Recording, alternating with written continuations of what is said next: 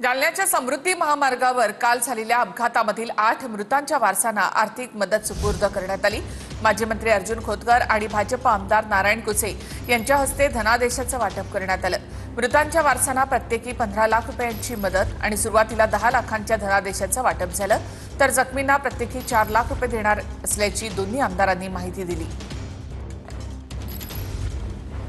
मजूर वर्ग असेल किंवा कुणी अपघातात जेव्हा जातं, सरकारने विमा काढलेला आहे, त्या आधारावर आज संबंधित ठेकेदार असतील त्यांच्यातून आज मदत 10 लाख रुपयाचं चेक आणि 5 लाख रुपये नंतर 1 महिन्यानं देणार असं खोतकर साहेबांना आम्ही बोलून समिती केलं आणि जखमीला 4 लाख रुपये आणि आदरणीय काल मुख्यमंत्री महोदयाला मी बोललो होतो, खोतकर साहेब बोलले होते, MSRTC व्यवस्थापकीय संचालक यांच्याशी बोललो, उपमुख्यमंत्री महोदयाशी बोललो।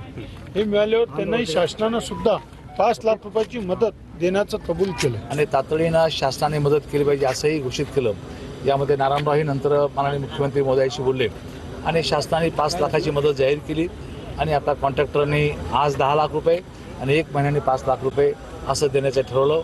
जे जखमी कुटुंबाला 4 लाख रुपये देण्याचे ठरवलेले। मला वाटतं की ही त्या जीवाची किंमत होऊ शकत नाही, परंतु त्या गरीब परिवाराला एक मोठा आधार होऊ शकतो।